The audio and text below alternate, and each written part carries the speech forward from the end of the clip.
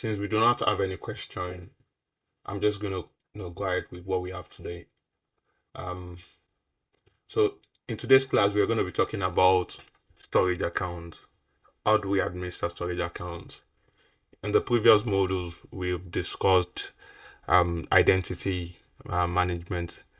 We started with identity management, and the last one was actually networking. Now we'll move a bit ahead, and we'll start talking about storage accounts. This is part of the compute. So how do we administer storage account? That's what we're going to be looking at today.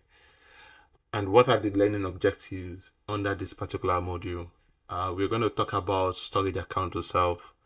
Then we're going to talk about one of the kind of storage account that we have, which is the blob storage. Majority of the files that we store today, or majority of the objects, because for blob we'll call them objects. Majority of the objects that we store today are actually unstructured data. Unstructured data in the sense where as for example, we have videos, images, audios. All those ones are unstructured data. When we have structured data, it's more like a database data. Like if we have like 20 people or 20 students in a class, we want to get information about those students. Then we have name, the age, the country, and something like that, maybe colors and the likes, information about those students.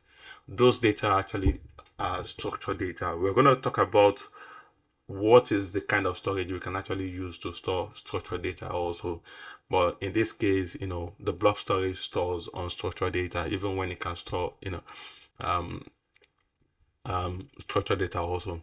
So then we look at security. For everything we do, we just don't want to have that solution. We also want to talk about what are some of the things we can actually use to restrict access to this storage account. If we have got our files in there, then we need to have a security in place. So we look at some of the best practices when it comes to storage security. Then we move ahead to Azure files, which is more like the kind of storage account that we can use in storing structured and unstructured data also. But there is more to it when it comes to Azure file. When you want to have something like a file share, you want to make sure that you have regardless of the system you actually, or the client system you actually log into, you want your files to be shared across, maybe mounted to your name, so that anywhere you're logging into, all your files can actually be restored onto that particular system. So we look at the Azure file. Like I said, it is more than just storing file. It's tilts towards we having to share the files regardless of the client system the user is actually logging in from. Then we wrap it up with the manage Azure storage, which is the Lab 07. So should you have any question at any point in time, please do let me know. There's a lot to talk about. So how do we configure storage account? I'd rather just, instead of me going from one page to another on this particular PowerPoint slide, I will rush this through so that we can show you how this is actually configured within the Azure space. So I'm just going to talk about these things because this theoretical part is also needed, just for you to have a very good understanding of what we're talking about. So this is what we're going to be exploring when it comes to this particular learning objective. We've got how to explore storage account services. We're going to talk about the type of storage accounts and replication strategy also. Like I said, then we'll look at asset storage, we look at storage endpoints. We talked about endpoints when we were talking about security, where I said there are some, we have the service endpoint, we have private endpoint, but in this stage we're going to also be talking about the storage endpoint, which is one of the service endpoint we talked about in the previous module. Then we look at how to configure a storage account. There is no two ways in configuration of storage account. It's just like the other resources where we've got the name, the resource group, and the likes. But what is a kind of data that we want to store in there, then that will make us determine the kind of storage account we want to leverage on. If it's structured data, if it's unstructured data, then that will make us determine the kind. So as we go ahead, you understand what this means. Okay, so this is how the storage account look like. These are just the services or the kind of storage or type of storage account that we can leverage on. There is So forget about what you have here. Just take it. Just focus focus on this particular image here. Now we've got storage account, and within the storage account, like I said, we can have different types of storage accounts. We can have the container, which is the blob. So when you have the blob storage, we have the container. The container is what embed the blobs are actually embedded within the container, so you cannot have any blob. So your file that you're storing is referred to as blob, so but they are stored within the container. So we have the table also, which is used for storing structured data. Even when I've said the container stores, which is the blob storage, stores unstructured data like the images, document, videos, audios, they are unstructured. Then when it comes to table, we use Azure storage, the table to store structured data. So like if you have students in your class and you want to get information about them, those are structured, non-relational data. So you have name, email, the dates of birth, and the likes. The best food they like, and stuff like that. So you're trying to get information, like a structured information about those students in your class. When it comes to Azure Queue, this is actually used for between application components. Now we've got the front end, we've got the back end, and we want these reliable messaging, storage between them. We want to have some file stores in there so that when there is a call for it, they are just available to the application component. So we use the Azure Queue, for storing reliable messages, and the last one, which is actually the Azure file, which is used for storing, or let's say sharing, files between, it might be between on-premises deployment or even within the cloud. So we use that to store information. Give me a minute, please. A minute, please.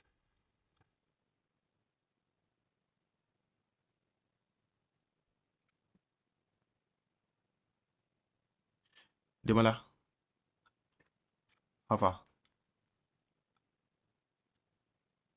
I did class, I will call you. Nah, you're not 12, yeah, now. All right.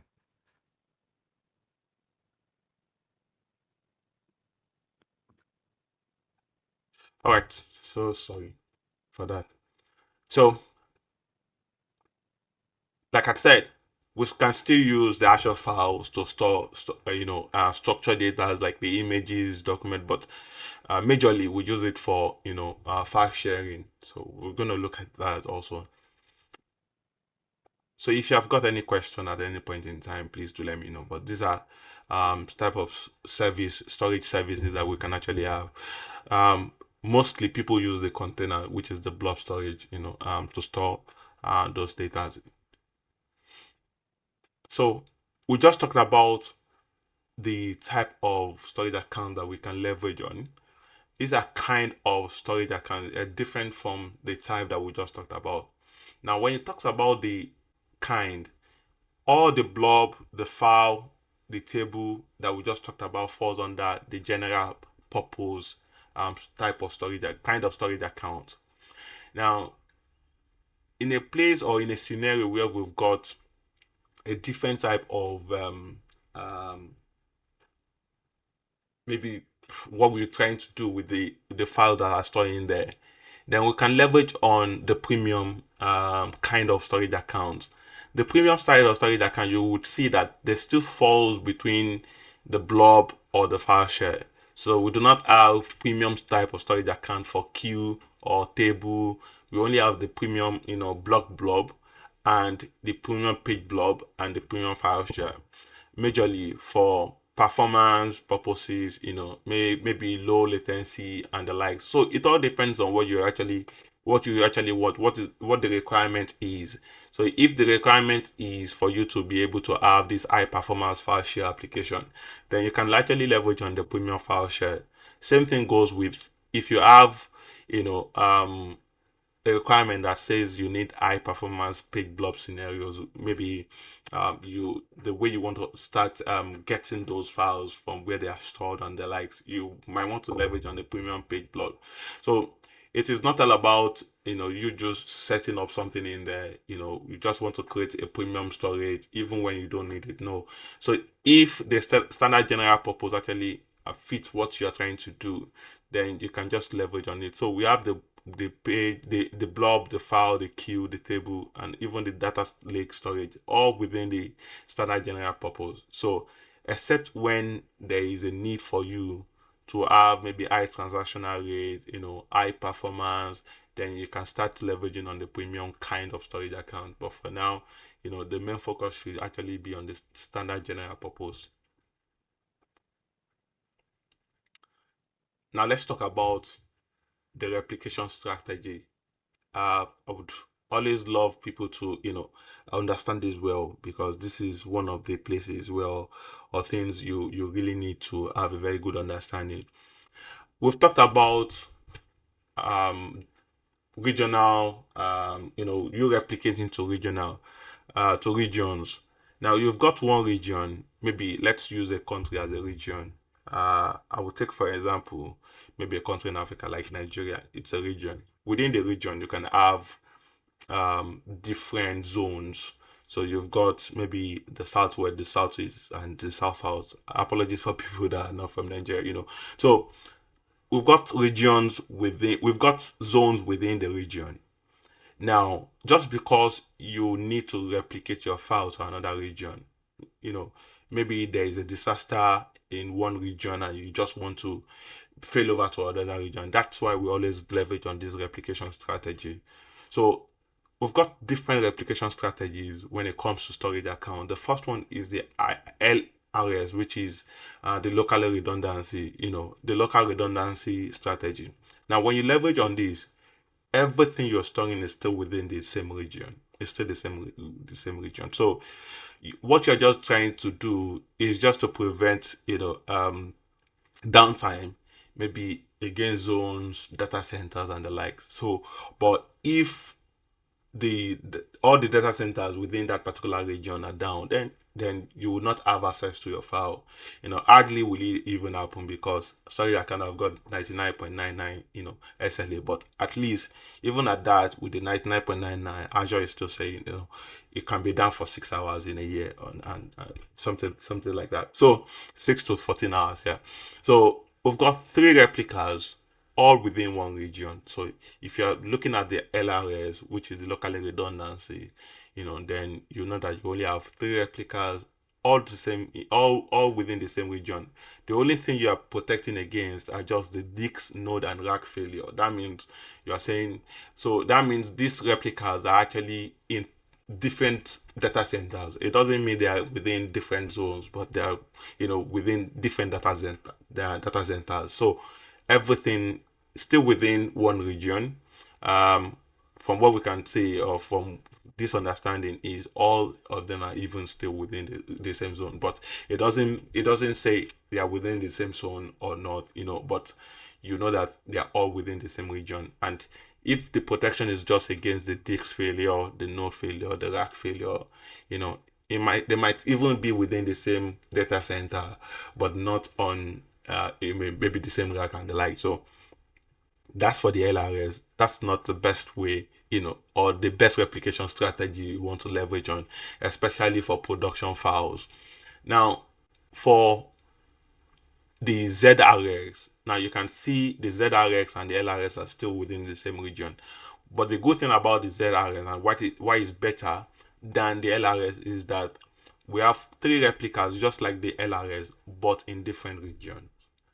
Sorry, in different zones. So everything is still within the same region, but you've got it in different zones. So we've got one in one data center in the southwest zone. we've got another one in another data center in another zone, and we've got another one in another center in another zone. Now, what this does is it doesn't just protect you against rack failure, it also protects you against zone failure.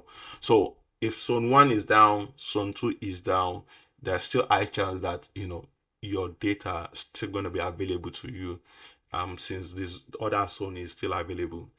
So, and the way it does is it synchronously writes to all the zones. So this is the one you're using, which is the Z1, but your data being replicated to other zones, immediately, like in real time, once you actually, putting your data in one of those particular storage accounts. So it's being replicated to the other ones immediately. So yeah, now let's move to the multi-regions.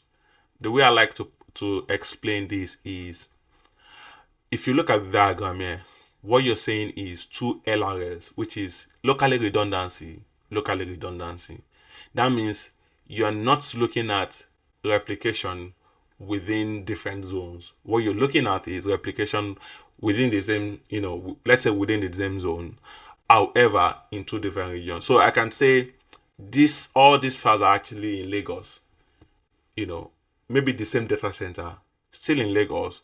However, the replica or the replication strategy I've actually leveraged is to have another set of 3 replicas in Ghana, maybe in Accra in Ghana. So that's a different region.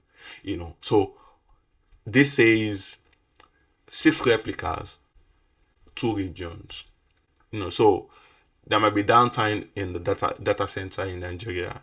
Then I would have to, switch over to the one in Ghana. But it's still LRS plus LRS. So you've got 2 LRS in place at this particular point in time. So what this does is, like I said, explain here, 6 replicas, 2 regions.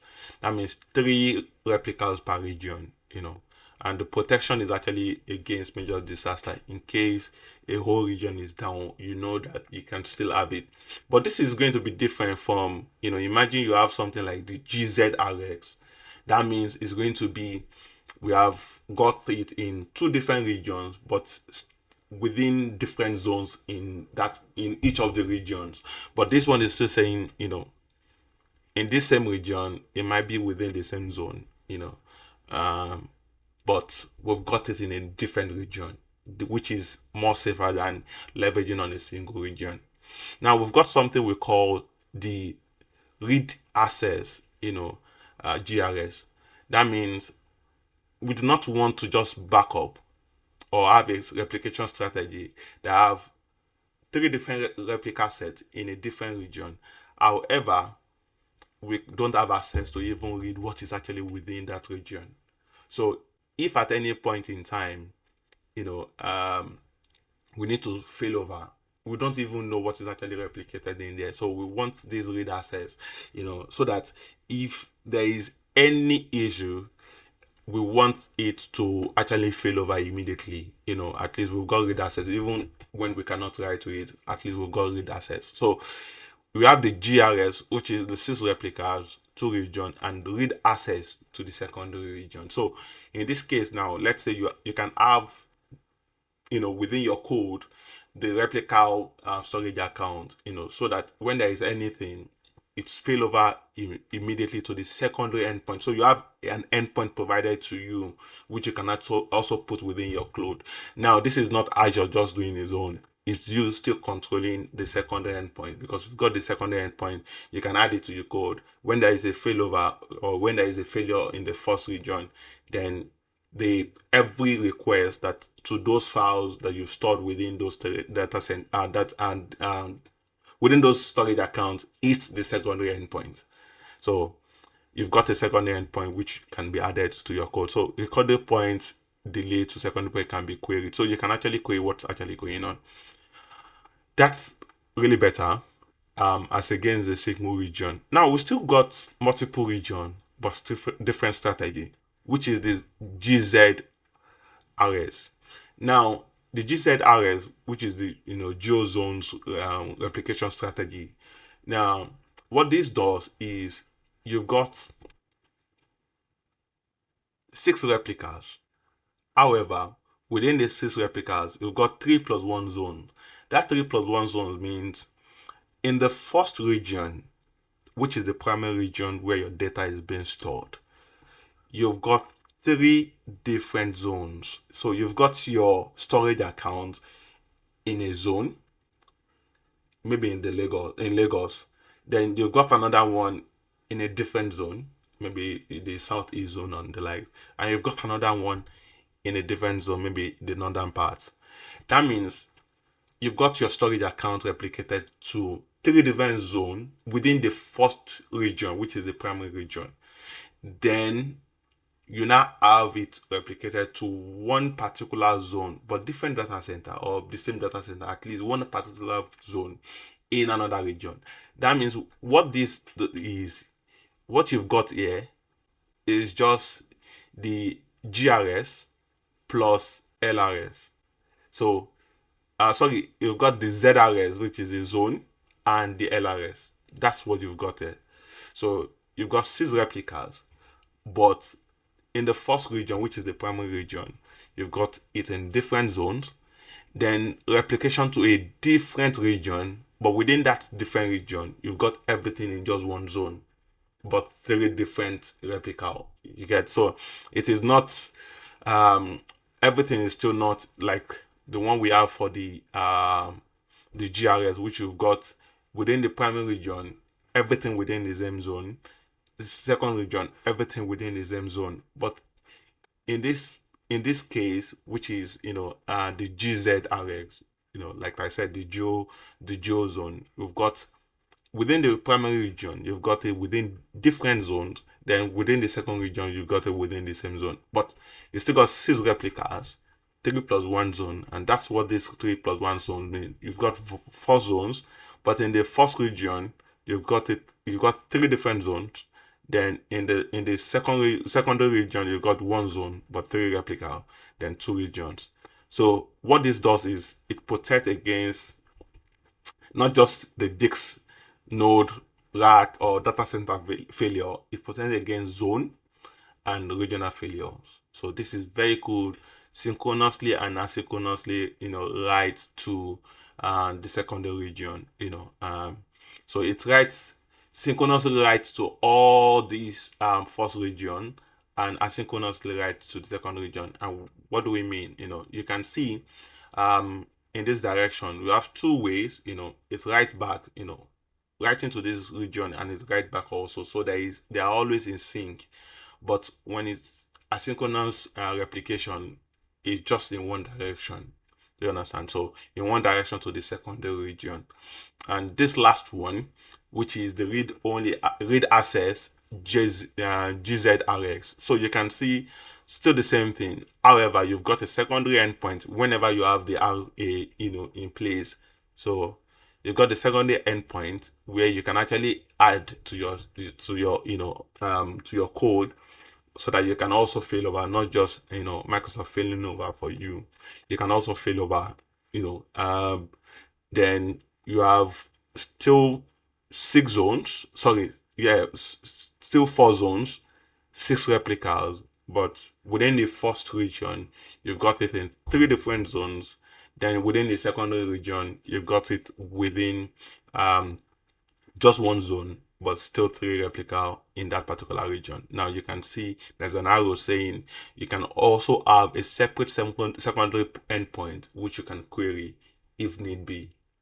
So these are all the replication strategies. Once you have a very good understanding of it, it's just for you to say GRS. When I was reading about this, then it's just me knowing what to combine. When it comes to multiple regions like this, I know this is the ZRS plus LRS. And same thing goes with this one. This is just LRS plus LRS. But you've got the LRS here, you've got the ZRS here. That's just what you need to understand, that you'll be able to explain. Yes, Jima. All right. Thank you. From I can't hear you. Oh, is Can it you hear just me me? now? Hello? Can anyone hear me? Hello? We can hear him. I can hear I Jimo. hear you. All right, thank you. Okay, that's me. Ch- Just give me a minute. Uh, give me a minute, please. Now, can you hear me now? Can you say anything now? Just talk. Okay, go ahead. Go ahead.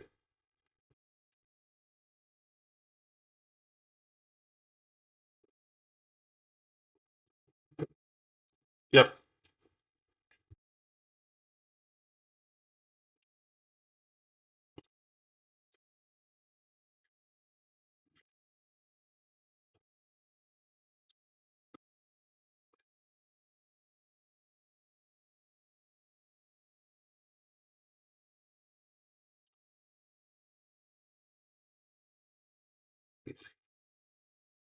Yeah, for sure. So for the LRS, you know for sure that that's going to be the least when it comes to costing.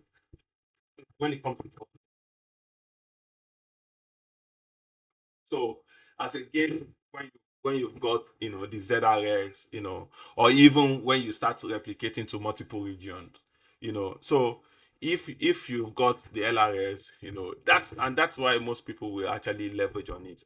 And one good thing about is, and I think is Azure just trying to make sure that you don't have something that will blow up your account. Now, most of these replication strategies, when it comes to this multiple region, you cannot even use it with a premium. Do you understand? They are just for the general purpose. Imagine you having the premium page blob or blob blob, and you still have multiple region replication. Do you understand? So mostly you just see the ZRS and the LRS when it comes to premium. I'm just going to show you. You understand? So for sure, when you have multiple region replication strategy, that's going to be a whole lot compared to the LRS and the ZRS.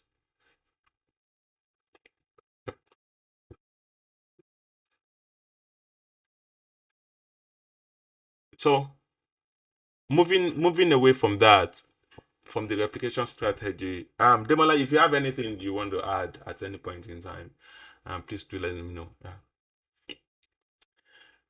Now, so when you have the replication strategies, those are just making sure that we've got. Yeah. Oh, okay. Demo, do you still have any question? I can still see your hand up though. Yes.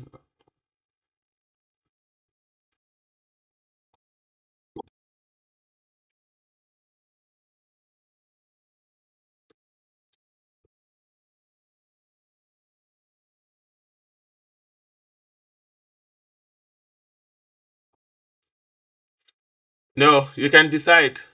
But the best practice is when you have production data, you don't want to toy with it, you don't want to joke with it, you want it available at every point in time, right? And so it's just for you, it's your organization to decide. Even when Azure has got advisory within the platform, which can say, oh, maybe best practices for production, leverage on multi-region replication strategy, but no one will force you to use, is you just making sure that your data are always available, to your customers when there is a need for it. Just imagine you run a company like Netflix, and you're still telling me you want to leverage on the LRS. Do you get what I'm saying? So it all depends on the need. It all depends on the need, the client, the customer, and the like. Does that make sense? Yeah. So moving away from there, there's one thing about storage accounts. When we talk about the virtual machines, virtual network, you can decide to give it any name.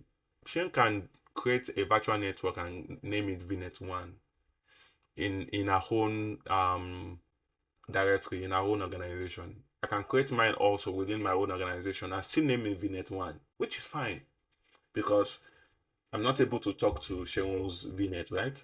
But when it comes to storage accounts, you must always select a unique name. And the reason being, not just storage account, any of the services that comes with a URL, what, so like the app service, like the keyboards, where you've got like a public endpoint, so you need to always select a unique name when you're naming them. So for storage accounts, you always have this unique URL, so based on the name you selected. But we talked about the type of storage account that you can have, which is the container, same thing like the blob storage, the table service, the queue, and the file share. Everything Azure has got this default URL for all, except when you want to leverage on the custom domain. But initially, when you create a new storage account, you're going to get the name of the storage account .blob.core.windows. Let's say you created a blob storage. Now, if I create a blob storage with Femi, so it's going to be femi.blob.core.windows.net. No one else in this world will be able to use that same name, because when you visit that particular endpoint, you'll be able to access my storage account. You understand? You'll be able to access my storage account. And that's where, I know a lot of questions will be popping up in your mind now. Oh, why should I, don't have access? And that's where we'll start talking about the storage behind, the security behind storage account, So how do we now prevent people that are not supposed to be authorized to access this particular storage account? How do we prevent them from accessing? So we look at that. But for now, let's focus on, this particular unique URL.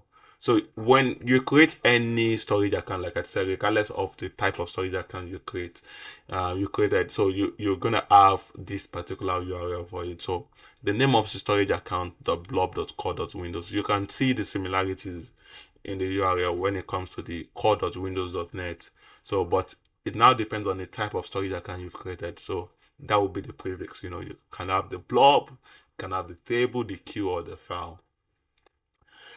But I prefer, to have your own domain name for your storage account, which is fine. So I've got contoso.com. So instead of me using the blob.core.windows.net, I'd rather just use, the blob.contoso.com. Sorry, the contoso.com. So this particular blob I'm creating now, it's going to be .contoso.com and not consultoblog.blob.core.windows.net. Do you get what I'm saying? So, but even at that, you're still going to have this initial domain, the initial URL. So it doesn't matter, because you have gone ahead to create femi.contoso.com. That means someone else can still create femi.blob.core.windows.net. No, that particular initial domain will be taken. But because you want to have a different service endpoint, and that's why you've got your domain name in there. Then, so that's just within your own organization, so that you can actually use it. But it doesn't still matter if you, within your code, you add the initial domain, this .windows.net will still hit that particular target, that same endpoint, But this one is just, you having to have something that is more easy to read and easy to, easy to cram or something, So then we just talked about storage account having unique URL, So if I know Jerica have created a new storage account and she named it Jerica blob.windows. I'll just go in there, just to access. But because I know that endpoint, but she wants to prevent it. She doesn't want everyone, from the internet to be able to access. So she can actually disable that public network access. And this is where we start talking about the private link that we discussed the last time. There are some services that don't have IP addresses assigned to them, and this is one of those services. You cannot assign an IP address to a storage account. It doesn't have an NIC, it doesn't have a front-end IP configuration like the gateway, the application gateway and the likes, or even your virtual machine. However, it still can be exposed to the internet via the network settings, which I'm going to show you very soon. So you can prevent that access. You do not want, but by default, when you create a new storage or a new resource in account in Azure, regardless of that resource, at least from what I know, you're going to have these public network access enabled. Then you can start saying, no, I do not want that. I just want to restrict this to the virtual network within my own organization and some specific IP addresses on the internet. Or I just want to disable this and go to, maybe private endpoint, private link, service endpoint and the likes, So, but by default, we've got the storage endpoint. And again, when it comes to the routing, we talked about the routing. We talked about you creating your own route. We talked about service chaining, where you just want to determine what's going to be the next up. So you can still go with, the Microsoft networking routing, or you want the internet routing, whatever you want. So yeah, it's where you decide, who is going to be accessing from where they can access from. So you decide to change, these. If it's not enabled for all network, then it might be enabled for selected, or you just want it disabled. So that's that about the storage service endpoint. Okay, so you've been asked to create an endpoint, which is fine. I won't skip this.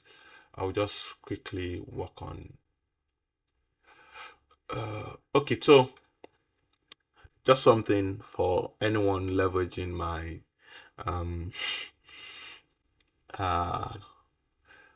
my subscription. Unfortunately, I've got one of my subscription disabled, which I'm still trying to sort. Because of I over budget. So if you have any problem not able to access the resource you've created, yeah, that for me. And I'm still trying to sort this with Microsoft, and when just let me know. I would I think I've got 2 other subscriptions I can actually still add you on, but this particular one, which is the one with the highest credit, has been disabled. It just because I went over credit the last time. So just let me know, please. Okay, so let's say we've got a storage account that we want to create. I've got some in there, but I'm not going to be using those ones that I've created. So I'm going to be creating a new storage account, and you would see all these things we just talked about: the replication strategy, the kind of storage account you want to create. So that particular one is disabled. I've got another one though this morning. So this one is new, so I'll call it new. So the storage account, check something out. I will try to. I'm not sure. Yeah, that would be I've been used, but let me say test. I'm so sure it won't be available. Okay, let's see. It is test storage accounts. I'm so sure it's not going to be available, but it should have showed me that it's not available. So I will leave the region the way it is. Preferred storage account. What type of storage account do you want to deploy? Do you want to deploy Azure Blob or Data Lake, which is more like it, or do you want Azure File if what you want to do is file sharing, or do you want maybe table or queue? So I'm just gonna go with the Azure Blob, or you can even leave that particular space empty, which is fine. It's not compulsory. Now, before I start changing these to premium or standard, now we've got the standard, which is the general purpose, and within here you can have the premium, the blob, the table, the file, the queue, and the likes. Now check the redundancy, the replication strategy we talked about. You're able to select everything: the locally redundancy, the geo, the zone redundancy, the geo zone.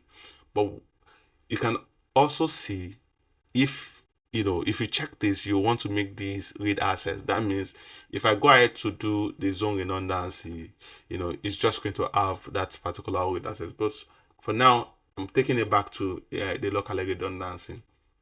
If I select the premium, and it's going to ask me what kind of premium do you want to create? Is this the page blob, the blob, or the file share? Now it's not gonna bring the file share because I never selected the file share.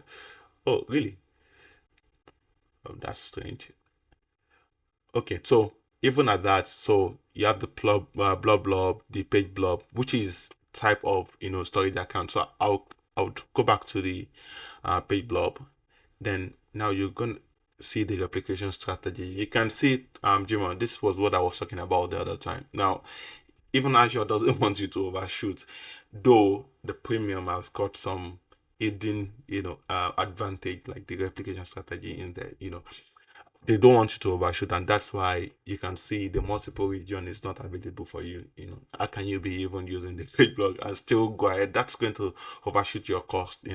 So, and that's it. But now I do not want to create the premium. I just go back to the standard. And the next thing, the advanced. This is me talking about security. How do we enable this? I know we've not talked about this. Now, this is something we're going to be talking about very soon. And this is how you want to be accessing your storage account. And it's not just you, it's about, let's even say we've got like an application, a front-end application, then we've got a back-end application.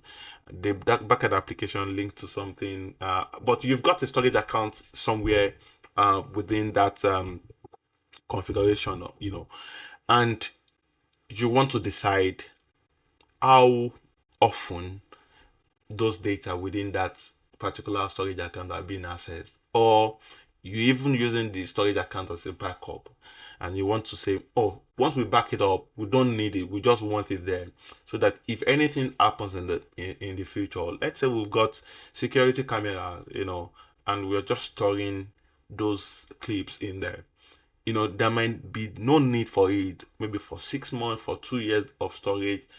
But if there is an incident, we'll just go in there and say, yes, we want to pick it up. Those kind of thing doesn't happen every day. So why do we want something frequent? We don't need the odd kind of fear. I'd rather just go cold, because it's for backup. It's not something we want to, have almost every day. But if it's an application accessing the storage account, then you want it, because they're going to be like a frequent data access. So you want to have this kind of fear. So we have the cool. We've got 4 types. I don't know why we have. Okay, but for now, let's focus on the 3. So we have the odd, but infrequently accessed, let's say 30 days. It's not going to be accessed until 30 days, maybe at the end of the month. You will just want to go there as a HR analyst or specialist. That is when you want to create a timesheet or collate the timesheet. So you want it saved as, or set as cool, because you only need it maybe once in every 30 days, then you can actually leverage on that. But if you quit access, or you rarely access it, like the data backup I just described, then you want to leverage on the code. The networking part, we talked about the network access. How do you restrict it?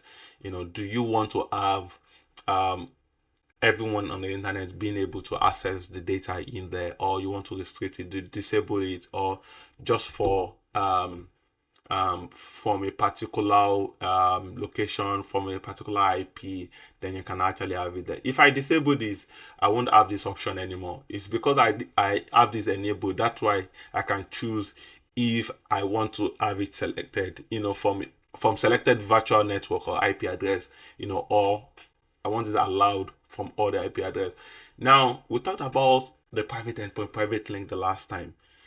Here, you've disabled this particular access, public access, but how will your application be able to access this particular file, or even your system? Now you need to create like a private link, maybe then attach to the VPN or something, but you need something that will make that private call, because you do not want to go over the internet, and that's why you've disabled this.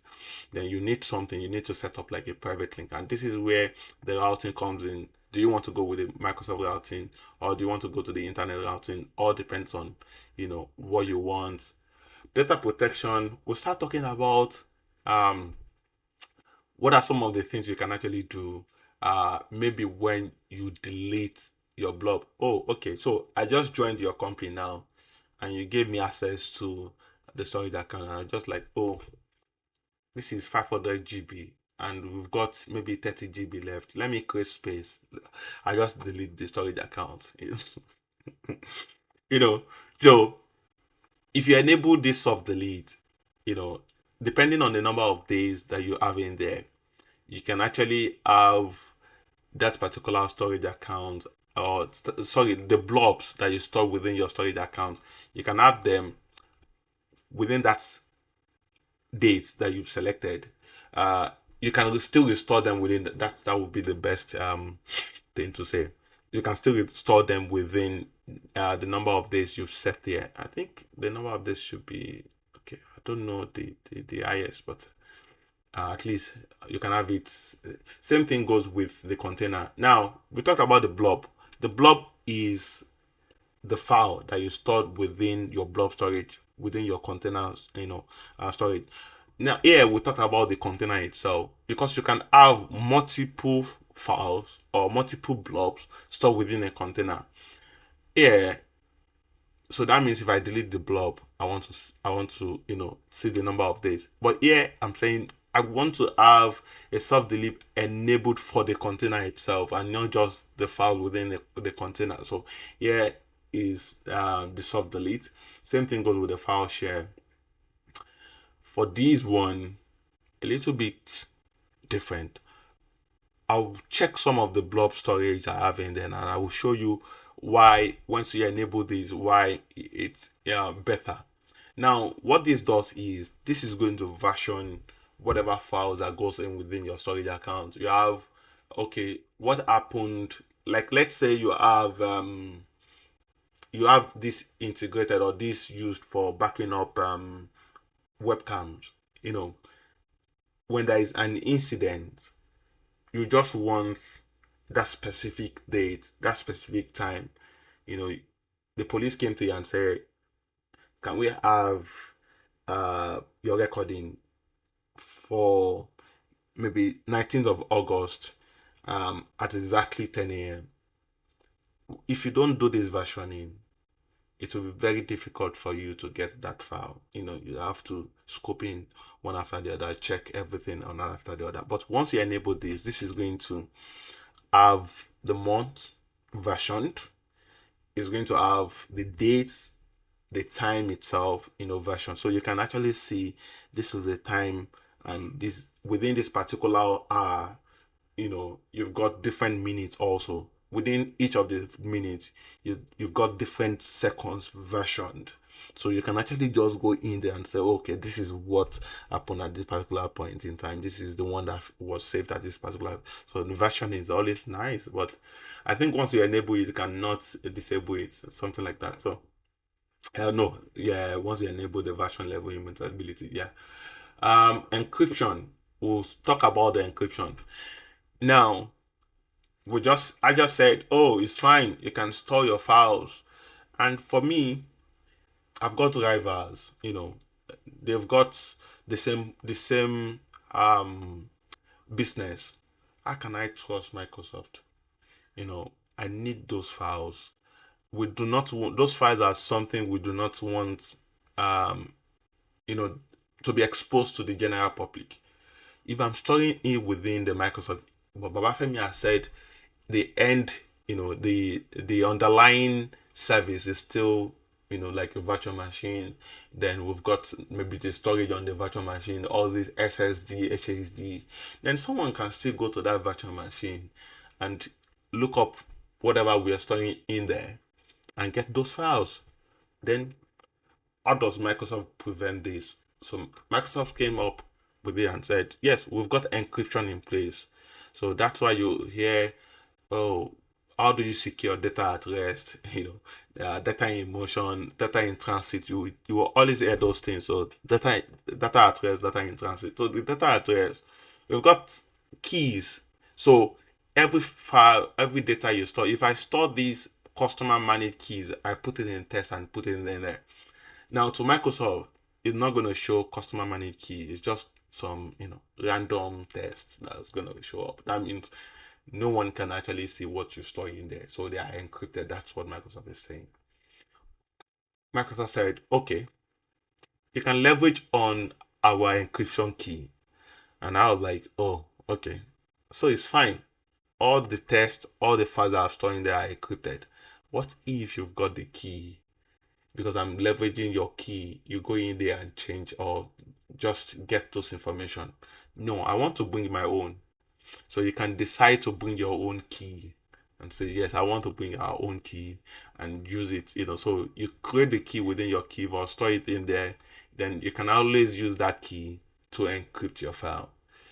So every time you want to get the file, you want to put in the file there, it's not going to tell you to encrypt, but automatically it's going to encrypt for you. And when you want to get those information back, it's going to be decrypted. So you can actually leverage on the Microsoft managed key or the customer managed key for encryption at rest.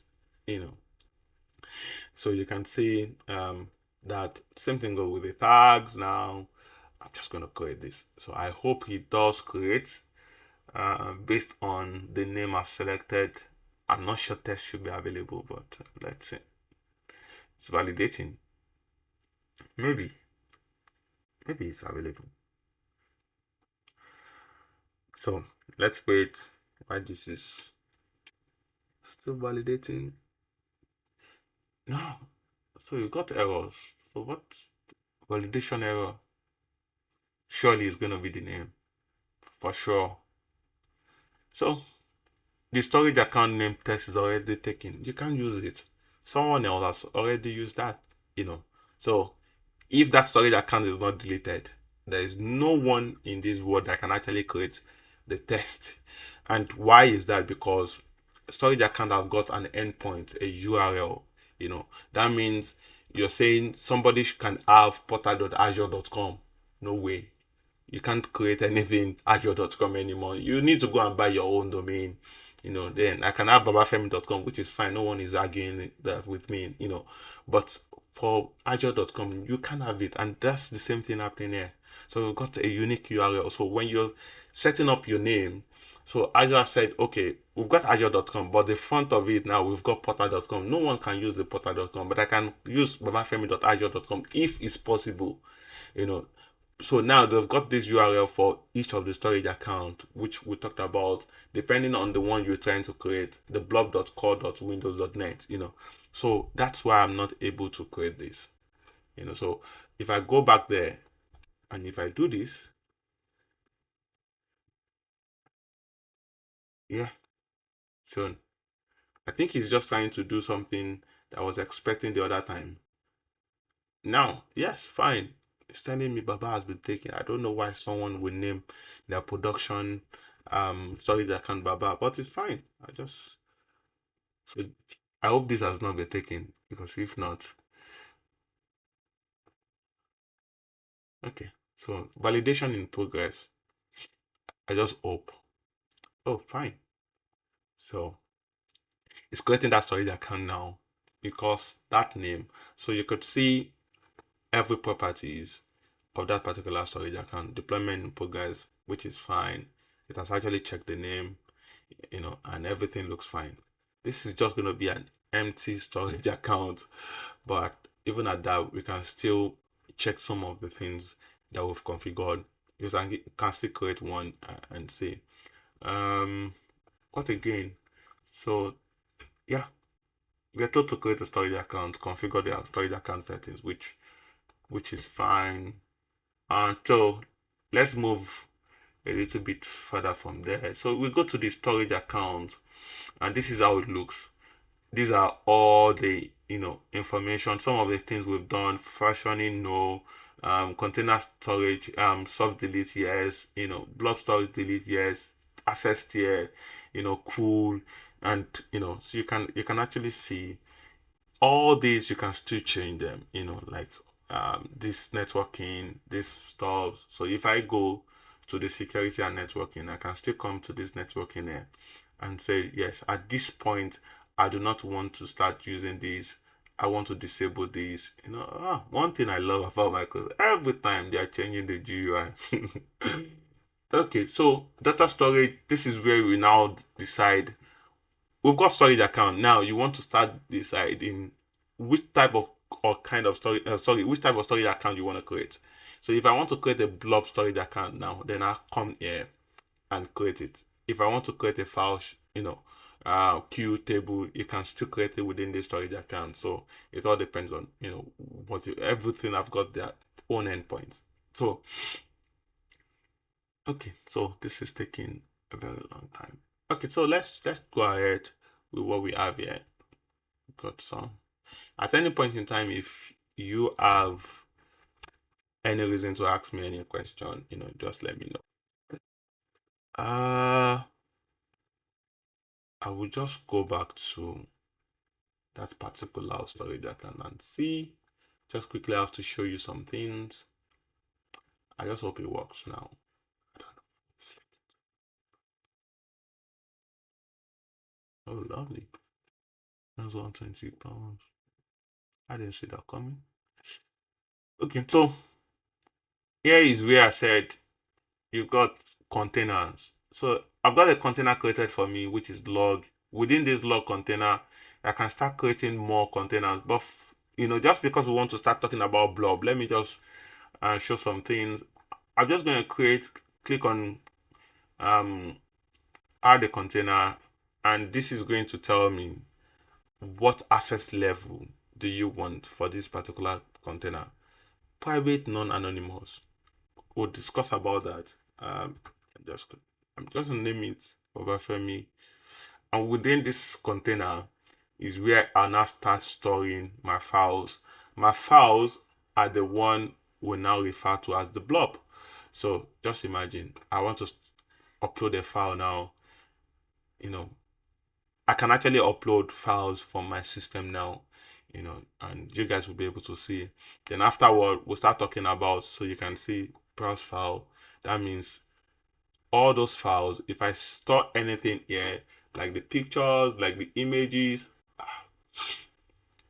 oh my, got different images there. Oh, I'm just going to do this one. Then upload it. Yeah, so you can see the blob is using the whatever stored, the access tier, the blob type. This is blob, and I can get you the URL. When I get the URL of this particular blob, if I give it to you, you will be able to access. Oh, okay, so that's where the private non-anonymous comes in.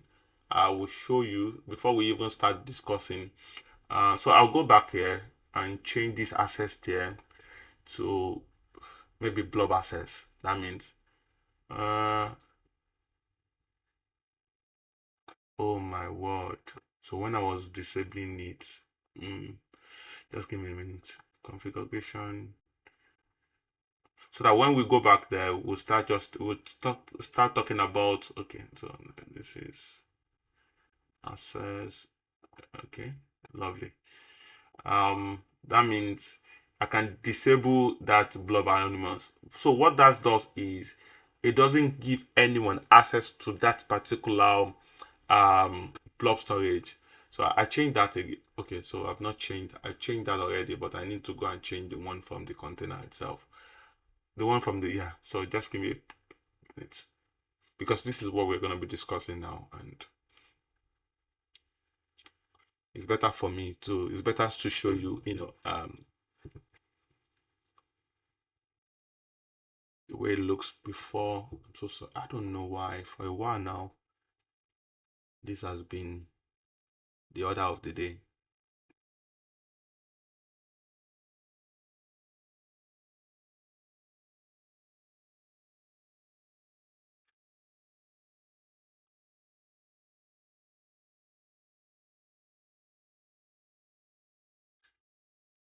Okay, so lovely. So I just changed the access level. So yep, yeah. So I go back here and you can see I'm able to access. So what this does is when it comes to the default, which is the default settings, private non-anonymous. What I'm saying is access to my data is never permitted. I changed this to, and that's why I was getting that particular error. When I change this access tier to blob anonymous read access, that means that particular blob, you know, all blobs within here, I will be able to read it. Now, if I change this to container, anonymous access within my container. So let's go here and say,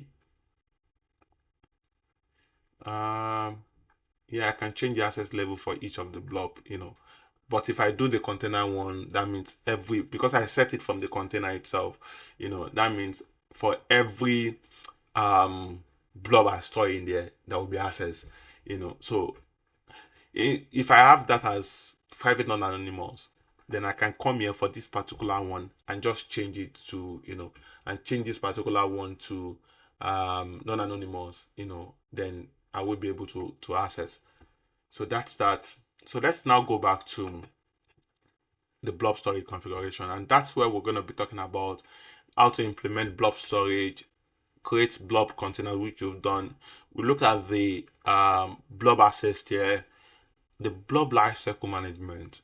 We never talked about it, but how long do we want our, without any intervention from us, how long do we want our storage accounts to be there before they are being deleted, specifically for, maybe for costing and the likes, Then we'll talk about the blob object replication and look at how to configure blob storage, which we've done already. Oh, Jima, yep, your question.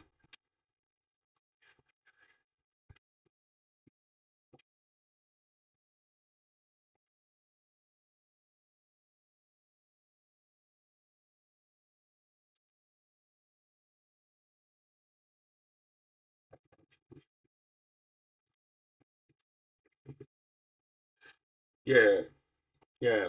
Oh,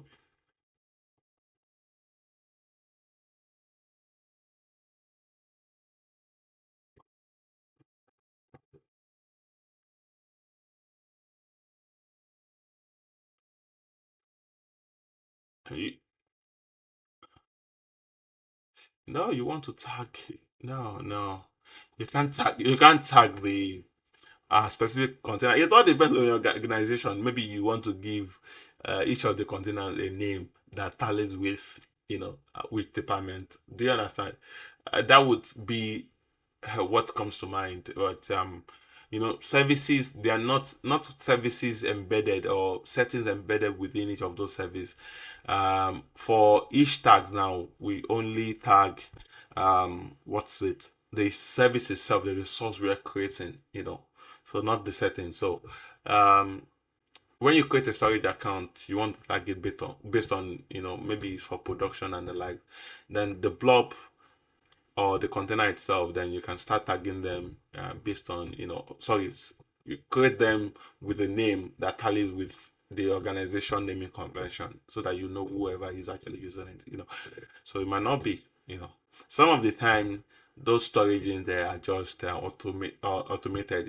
Those blob those containers are created, especially maybe when you are pushing logs, from a log, from your log analytics and the like. You just want to push it to storage account so that you can have it there for a while. Do you get? So you can have that created automatically, but you know what is being used for. But containers are to be created based on your own storage naming convention, and there is no way you can tag them. But same thing, tags, at least you are the one creating them based on the naming convention, so you can have that replicated to the container name that you're actually creating also. Yeah. So let's quickly, we do not have so much time again. So we have the blob storage, and like I said, the container storage, the blob storage are actually used for storing unstructured data. And when we talk about the unstructured data, we talked about pictures, movies, and the likes. And Netflix is what comes to mind. Spotify is what comes to mind. So that means these guys, what they're leveraging on is blob storage if they're actually using Azure. You understand? That's what they're leveraging on. So because they are actually storing unstructured data, within the cloud, it can stop any type of data, and that's it. It's you can see the common uses. Images, documents, files for this, videos, audios, for backups and the like, any unstructured data. This is what we just talked about when you're creating your blob containers. All your blobs, which are all your files, they need to be in a container, which is for sure. Then accounts have unlimited containers, so you can create unlimited container within your storage account. The same way you can create unlimited blobs within your container. You can also restrict access using the public access level on each of those containers now. So you can see by default, like I said, it's the private non-anonymous access which does not give access to anyone. No access is permitted. Then we'll start talking about the blob or the container anonymous. Give me a minute, please. A minute.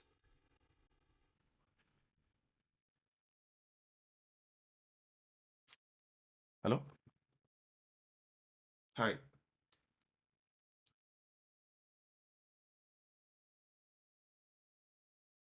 No, I'm actually in the midst of a training, please.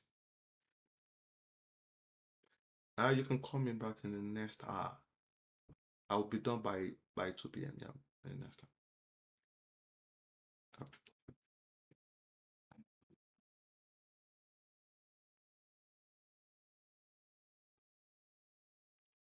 Oh, sincere apologies. So, like I showed you the other time, so you can decide to pick the blob anonymous, for specific blobs, or give access to everything within the container. That means you have access to the container and the blob. But if you choose this one, it's just the blob within the container.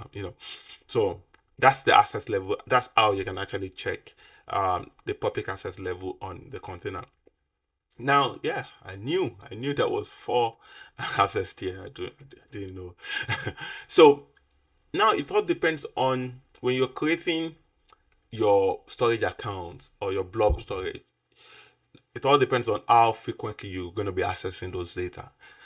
If it's something you have an application accessing those data, then you want to have the all tier selected because it's frequent access. As against when you have the cold tier, something you access once in 30 days, something you access once in 90 days, or you just want to store them there and say, oh, you can just be there. We do not need you. This thing all depends on the cost. When you have the alt tier, you're gonna pay more as against when you have the archive tier. However, the latency when it comes to the archive is different from the alt tier. So it's going to take you time to retrieve your data from the archive when you have the archive tier, as against the alt tier. And if you decide to say, "Oh, I want to put this in code," it's going to be accessed in 90 days, and after 14 days you went there to access it, you're going to be charged more. That will be like a I won't say this is like a service charge. No, it's just going to be like you not keeping to your own word, so you're going to be charged for that, because you say, I only want to access this particular stuff. I just want them for backup, and the police comes to say, oh, we need that specific file you've actually archived, like, or saved 2 days ago. That means it's not something you're looking at.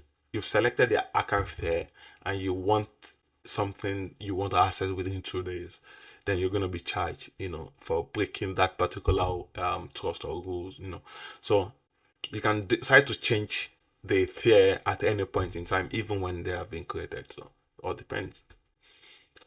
Blob lifecycle management tool, another way to save cost. But this is not just about cost. It's about how long do I want those blobs in there before they are moved from the alt tier to code, from code to archive, or from even being deleted. So you can decide to have what we call the lifecycle management rule, where you set up the transitioning of your blob, maybe to a different access tier, or even you just want to have it deleted as after a specific number of days. So if the blob were modified, they were never modified 30 in within the 30 days interval you actually put in there, then you should have it deleted. Or they were created 30 days ago, 50 days ago, 200 days ago. Any blob created within maybe 3 years, you want it deleted. But you cannot just put 3 year 3 year. It's actually using the days, so you need to calculate. Oh, okay. So how many days in a year, and how many do we have in 3 years, and you put it in there. But basically what this is just doing is just changing the access tier or having your blob deleted based on some of the rules that you have in there. Yeah. Yep.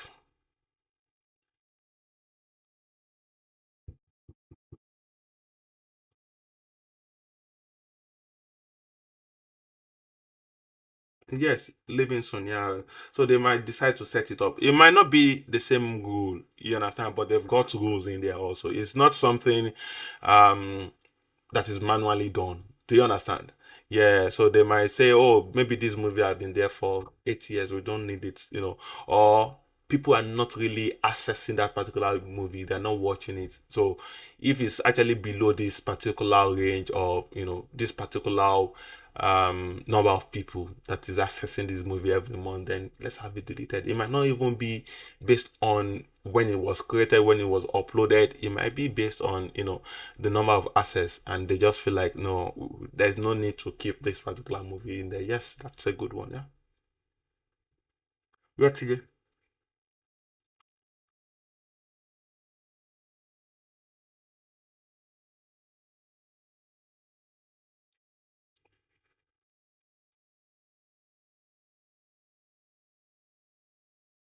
No, no, no, no, no, no. So this one is for the blob now. Is for the blob now itself. Do you understand? So I've not seen that though.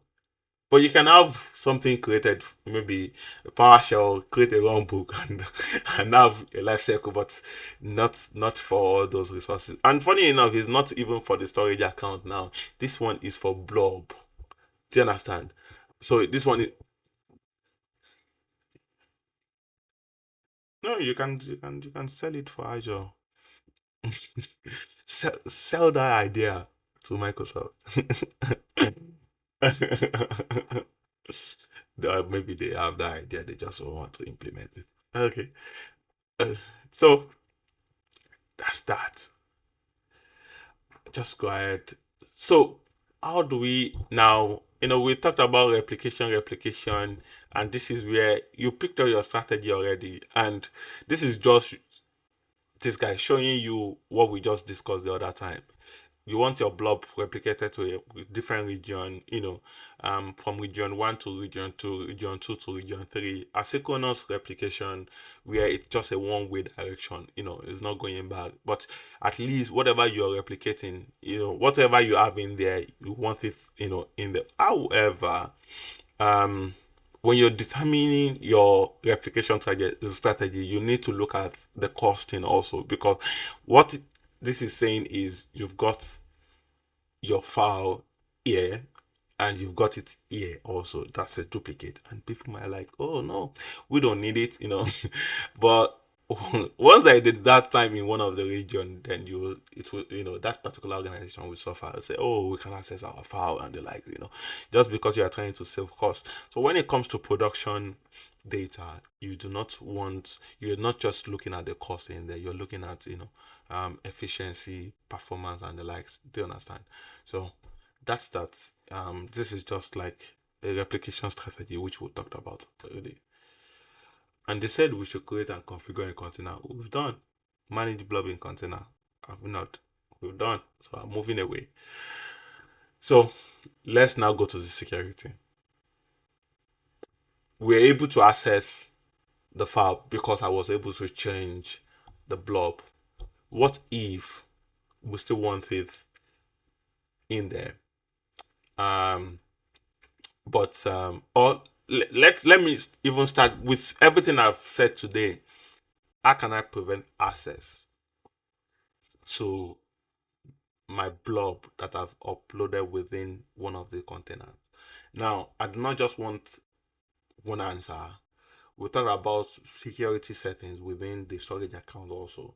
Then we talk about security settings within the container. So I'm expecting at least two answers, So how do I prevent access, public access to, or any access to the blob I have in there? So the typical blob I showed you the other time, which is this particular picture. How do I put it? Because if I give you these now and I send it to you, you will be able to access. Do you understand? So how do I prevent this access? Anyone?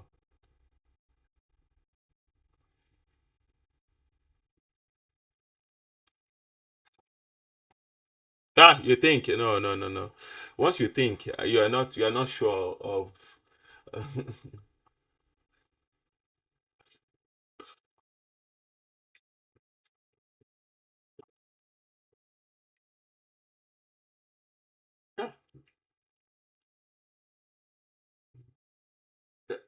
Yeah, at least the blah blah blah is fine. We all which is fine. At least that gives me one of the answers. Another one, yes, we've talked about the one on the blob itself, the container itself. Anyone on the storage account? Anyone? Anything? Anything? Yes, Sam. Oh, think again. What thinking? You need to be sure. When you think.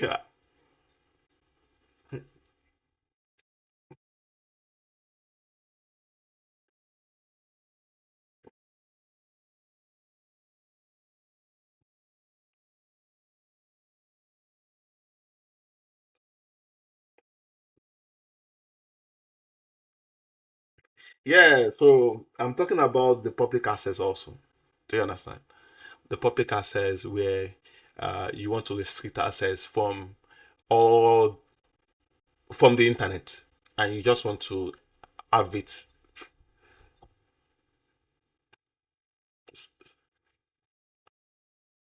So if I change it, so if I change it, yeah, that's what I'm saying. So once you disable your public endpoint, then you need to create like a private endpoint.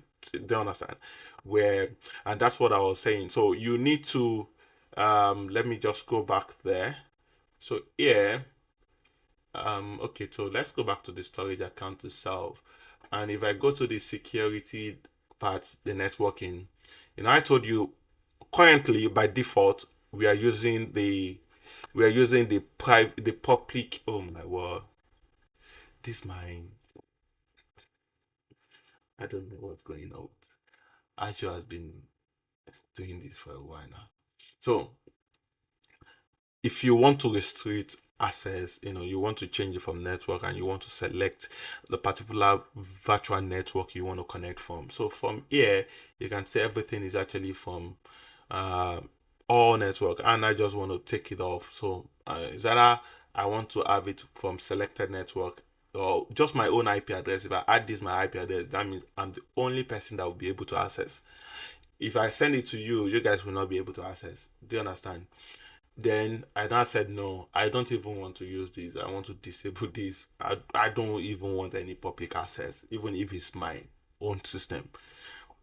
When I put it there, it will cascade down to the blob itself. Do you understand? So I'm disabling everything. Then that means I need to go and create like a private endpoint somewhere. So if I go back here and say, oh, I want to access this, so it's to caching. It's to caching. I should not have access again though. Oh my. Okay, so I should not be able to access that again. Oh no. Okay, so let me see. I know what I will still be able to access that because that's the blob itself. I need to change that private anonymous, but when it comes to the data in there, I will get an error when I want to go check the data. So if I go to the blob itself, because I've changed that to private, saying I don't want public access. Come on, let's see. So because I said I don't want public access, once I try to access, I will not be able to see the file. um yeah, I will get unauthorized access because I can't manage the data in there. But for this one, if I want to, oh yes, it now cascade down. So you still don't have access. So even if I've set this back to blob anonymous that anyone can access, but because I've changed that to private, from the storage account itself, then it has actually cascaded down to even the blob storage. So if I want anything, then I need to change it. Okay, so let's talk about this. There are a lot of things we're gonna be looking at. We're gonna be talking about access key. We're gonna be talking about SaaS. Okay, let me show you so that when we start talking about it, it doesn't look as if um we're saying something that is not in the book. Okay, I'm gonna change this back to yeah. Come on, tell me.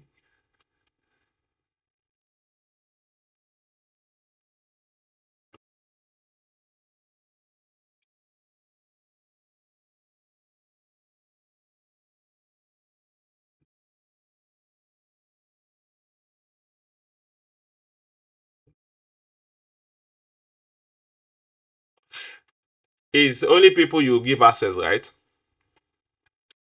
Yeah. Just hold on. It's only people you give access to. Yes. Yeah.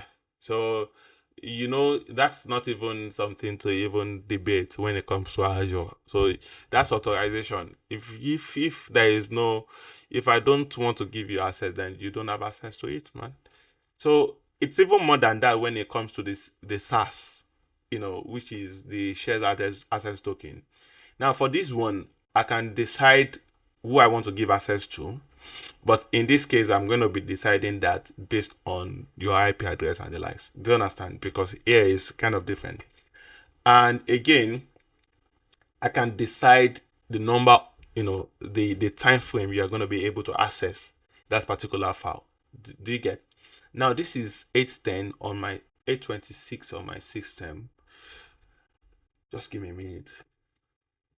Don't worry, don't be amazed. I'm actually in Canada as I speak, but not physically there. So I can change this to 827, 827, and I generate this SaaS token. And what this does is, because we are not in 827, I just quickly check this out so that we can see. Then I paste this. Oh my word, it's not 827 yet.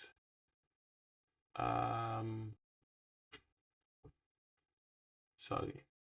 So this is, so what's the error? Just give me a minute. Server authentication request. Authentication failed. I've got read permission. It's 827 already, but I'm going to change that though. Allowed IP access. I just want to have this.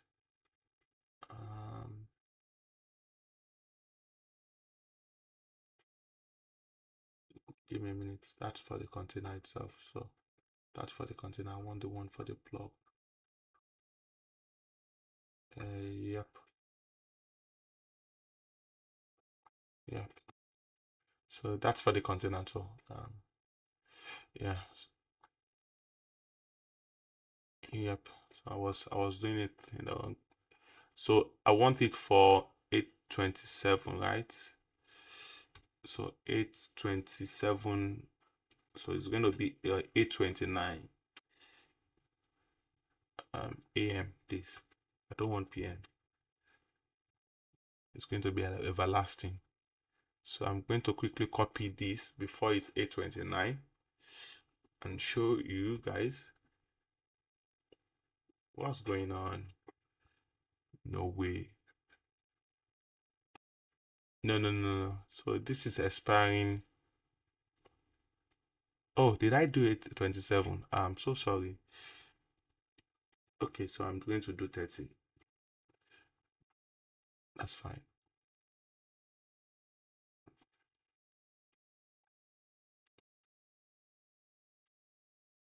Yeah, this thing wants to disgrace me on the live TV. So this is 30 already. This is 30. So I'll wait till it's 30. I'm not going to change anything. Now I can still access. You'll be able to see when this will be, taken off. So you can see the date. You can see these though it's using my whatever what's this thing, the timing I have on my local system now. So yeah, you can see what I've actually set from this time to this time. So this one is 12:30 to 12:12 to 12:30. You understand?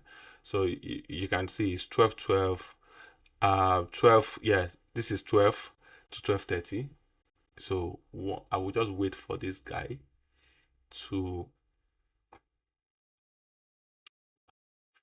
just wait for the 8:30. I'm just gonna. It's 8:30 though. So, but it's still not 8:30:54. So I'll wait for 8:31.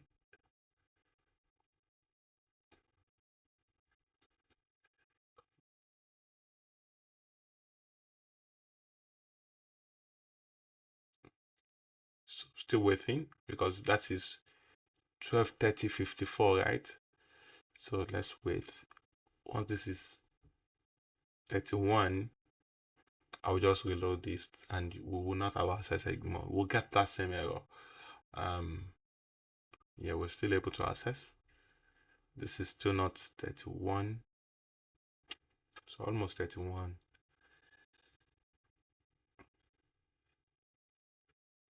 Let's hold on.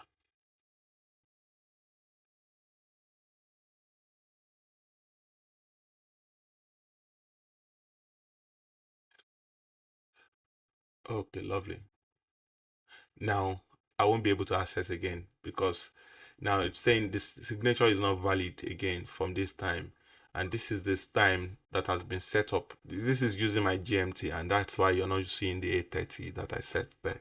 But the GMT says it's 12:12 to 12:30:54. So, and this has been replicated. So this is the time I was trying to access, and it's telling me no, you cannot access. So it's even more than you setting a specific or giving it to specific persons to be able to access. You're saying once you're not able to access at this particular time, at this time is not. It's just me saying you need to fit this form before 12:30.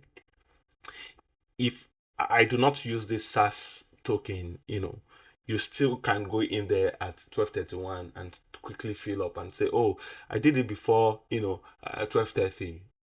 Maybe I do not even have a way to track it, or I'm telling you guys to vote and I'm saying the last vote should come in before 12:30, and you do not do this because I've gotten like the SAS token added to this particular file. You're not going to be able to vote once it's 12:31. It's just going to yank you off. So it's a very good way to prevent unauthorized access, even when we've got so many other ways. So let's look at what we have here. So what are we going to be looking at? We're going to be looking at storage security strategy. What are some of the things we can look at? And so when they ask you questions, how do we prevent unauthorized access on our storage account? So I'm so sure you got at least 2 or 3 or 4. We talked about the encryption keys, which is for data at rest. We talked about the public access on storage account itself. We talked about access control on the container itself, where we talked about the blob, the container, and the private non-anonymous.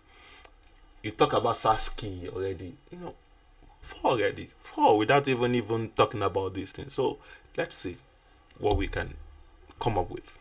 So we've got storage security strategies, shared access signature, the URL and SaaS parameters we I just showed you. I was able to copy the URL and it's actually included the SaaS. Maybe I did not really talk about that one, but you can see this is the SaaS token that has been generated. This is the blob SaaS URL. The SaaS token is added. So you would see somewhere around this place that this guy is added here. You understand? This is the file that I want to access, which is fine. But now I've added this guy. So if I give you this full link, you might be smart enough to say, oh, let me take this off. If this one might be, let's see, I'll just copy this guy and say, so that's why. But because I've set everything to private non-anonymous and I just want to give you access, you understand? So I can give you, so you can see I can still access it because it's public, it's blob. So this guy, and that's why for sure when I'm setting this up, I'm never going to change this to blob. I'm only going to change that to the SaaS token to give you that time, that authorization at that specific time. So you can see I can still access, but once I add this token to it and I copy the whole thing, I won't be able to access. So it's not a trick. In production environment, there won't be this callable. So so we've got SaaS, how to configure storage security demonstration, demonstrate service level encryption. Always, man. Ask your question, man.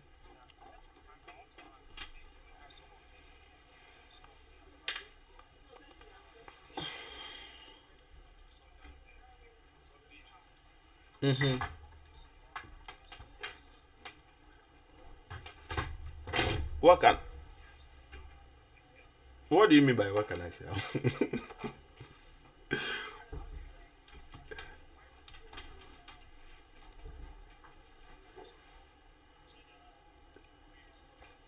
Are you sure they are leveraging on Microsoft? Are you sure they are leveraging on? So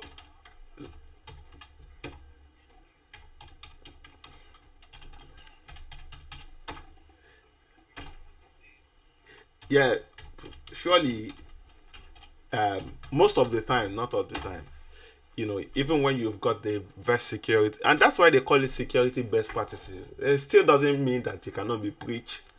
Do you understand? Doesn't mean it can still not be breached, but you need to just apply the security strategies in place. Most of them might not even have the best security strategies in place. You understand? One of the thing, and that is why Microsoft, AWS, Amazon, and the likes, one thing they're always working on terribly, yeah, or making sure it's just in place is just the security thing. Yes, you can have all the service in place, the technology in place, but once security is compromised, no one wants to use your platform. Do you understand? So, and that's why they have the best practices in place. So I won't say all of them have not applied best practices, but most of them. Do you understand? When you've got these best practices in place, it's actually covered. If at the end of the day I still get leaked, then I can sue Microsoft. Do you understand? I can sue, because I've actually applied whatever you need me to apply. But most of the hackers or something, they have, and this is what I will tell you, they have internal integration, internal connection. Do you understand? And that's why they might just go to one of the accounts that have got access. And that's why most of the time, Microsoft will even say, yes, we know you need this access. You know that you are a top boss in this organization, but access should only be given when it's needed. And that's why you have PIM, everything in place. Treat it as zero, zero tolerance. Even when this person is the head of this organization, we're still not going to give you access. You are still going to go through the same way, or the same the same path someone that just joined this organization will go to access this our data. So it's always you treating data with zero security, zero tolerance. Do you understand? So we'll get there. I think it's part of this. So I wouldn't say, like I said, that all of them have not applied best practices, but most of them do. You know. Does that answer your question? Okay, so if we look at some of the best practices, like I said, then we'll recap with whatever we've done, we've learned. Now, these are some of the storage strategies you can put in place. Service level encryption, storage service encryption, where we talked about the encryption keys, right? We have the one from Microsoft. You have the customers managed keys also. Authorization and outback.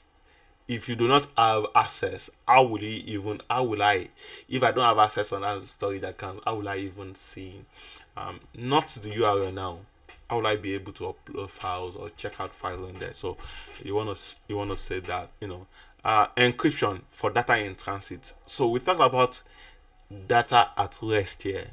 So for data in transit, how do we encrypt it? How do we make sure that it's safe when it's in transit? Yes, we know when it gets to microservice, what if when our application is trying to get those data from that storage account, can there be an hijacking?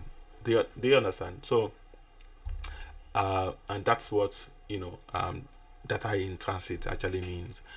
Then Azure disk encryption for all the files that you've stored within your virtual machine.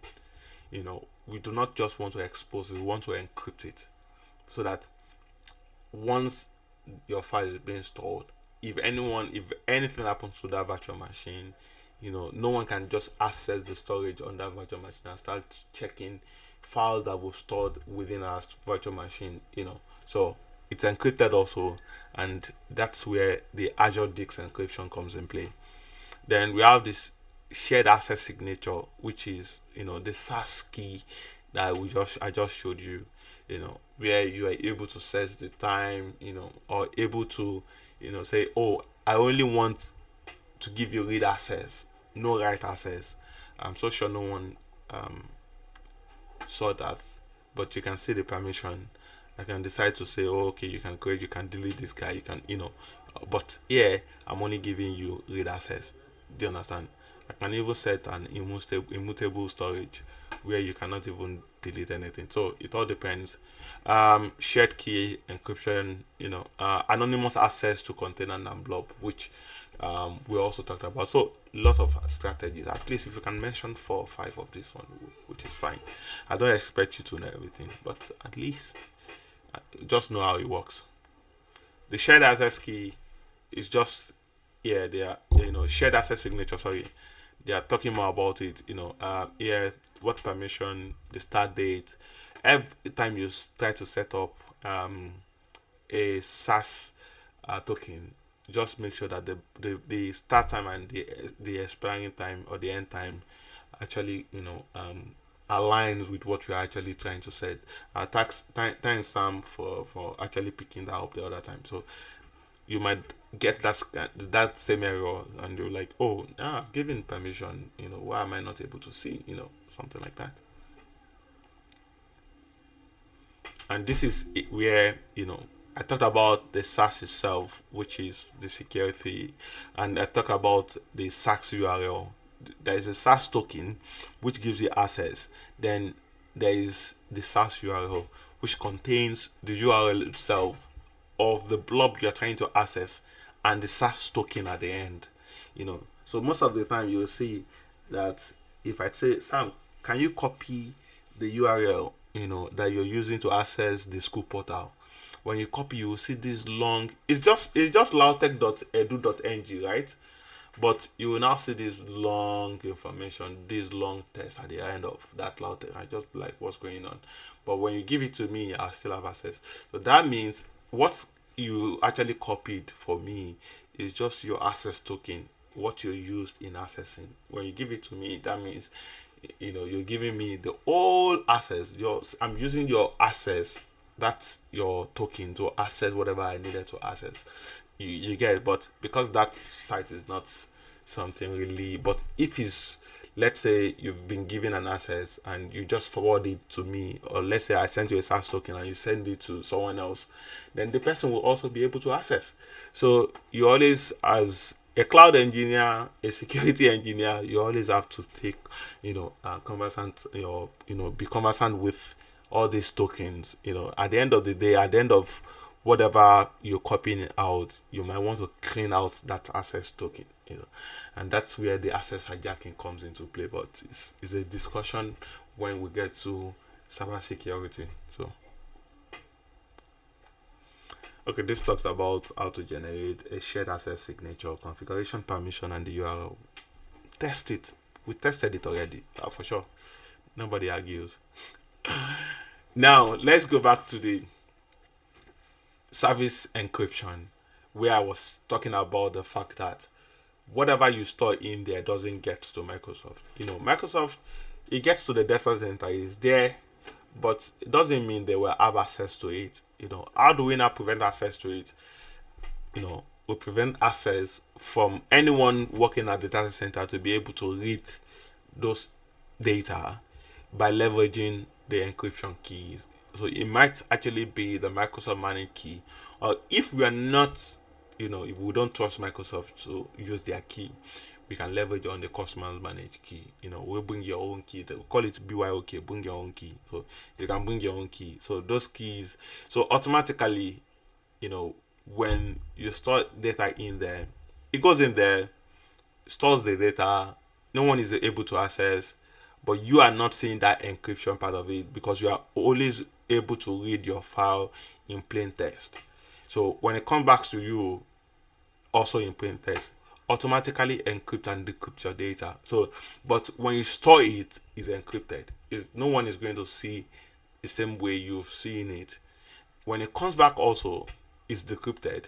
You are able to see it, but no one is able to see. So you can argue and say no, it's not encrypted. So, and this is where it comes in. So it's actually encrypted and decrypted. When it's decrypted for you when there is a need for you to access that particular file, but when you save it, when you put it in there, put it within the storage account, it's actually encrypted. No one is able to see except you.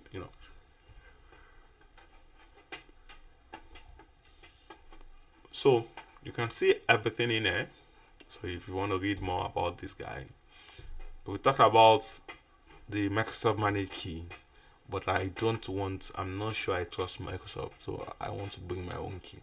When you bring your own key, we use a service called Azure Key Vault. It's going to come up a lot when you get to security, which is going to be our next course. And this is used for saving secrets. I would just say secrets, passwords, certificates, that we do not want anyone to just have access to. So we use this particular file, this particular resource or service to save secrets. So Azure Key Vault is being used to manage those encryption keys. So you can actually create encryption keys and save it within the Azure Key Vault. At least that is your own key. It is not a Microsoft managed key. So what are some of the best practices when it comes to storage? And check something. Don't assume SaaS is always the correct choice. If you give me a SaaS token, a SaaS URL, I remove the token and I try to see if that URL, I'm able to access it even without the token. It might be someone can still forward the SaaS token with the URL to someone else, and the person will be able to access if I've not configured. So because even when you want to access, let me see. Oh my! Even when you see here, I can decide to configure your IP address because I know you might forward it to someone else. So I just configure the IP address. So when you forward it to someone else, the person will not be able to access, because what I've done here is to allow specific IP addresses that can actually access that particular file. Even when you have it forwarded, it's not going to be able to work. So be careful with the SAS start time and the end time. Use near time expiration. So you don't want to give like a SAS URL and say, oh, okay, so this thing will be available for 2 months. So what's the reason of you using SAS URL?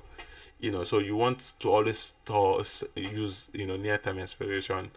HTTPS is always something you need to use, and never compromise your data. So you can see I'm not using HTTP, I'm using strictly HTTPS for the protocol. Reference stored access policies where possible, analytics to monitor, be specific with resource to be accessed. So if there is no need to access all the files within the container, I just give you specific access to resource that I want you to access, specific blob and the likes, and validate data written using SRs, which is fine. Understand your account will be billed for every usage, for any usage. So when you leverage on SaaS or leverage on any other storage account, whatever settings you put in there, you are going to be billed for every usage, any usage that you use paper use, right? So anything you leverage on, you're going to be paying. There's always this, not a secret cost, but there is always a cost attached to everything that you use in there. Azure files, which is going to be the last module for So what are we going to be looking at in Azure files? Like I said, majorly what you're trying to do is, back in the days, I'm so sure when you leverage on the on-premises storage, you will see that there is always this file, or what is this storage mapped to your name from the on-premises side, regardless of the laptop you are actually accessing with, or accessing from. You will always get access to those information, those data. Now, let's say I was going to work one day and someone collected my laptop, and I got to the office and said, oh, I cannot work. Someone is saying, you need to give me that file I sent to you yesterday or last 2 months. Just like, oh, that file is on that system, is lost. No, but because I've got the file sync in there, I've got a particular maybe storage mapped to my name, and I'll just say, oh, Jimom, can you give me your laptop there? And I put in my credentials, everything will come back, everything, because the it's not mapped to that particular device, it's mapped to my credential, it's mapped to my name, it's mapped to that my account. So all those files. So how do we leverage these? The same thing that we have on premises environment, we leverage using the Azure file share, in Azure. So, and that's it. So we're going to talk about how you can actually manage these. There are some protocols you need to enable, which is the SMB 3.0 protocol. I've forgotten the port number, but we're going to get there. How do we create a snapshot? You want to have like a backup, like a snapshot of that particular time of your file share. How do we now implement soft delete? And so sure we saw the soft delete. Azure Explorer, Azure Storage Explorer. So I've got files within my storage account. Does it mean that every time I want to access those files, I need to go to the storage account in Azure? You can have just the same way you have the File Explorer on your system, on your Windows machine. I can have the Azure Storage Explorer, and I just go in there as if I'm browsing the files within my system. Then I will be browsing the ones, so you can leverage on the Azure Storage Explorer, for that particular purpose. So let's see. So this is just talking about differences or comparison of your Azure files. Like I said, you can still use this guy for storing unstructured data, files, text, images, almost the same thing. But where, when it comes to what they actually use for, this blob storage, like I said, since really they're used for storing images, audio, videos.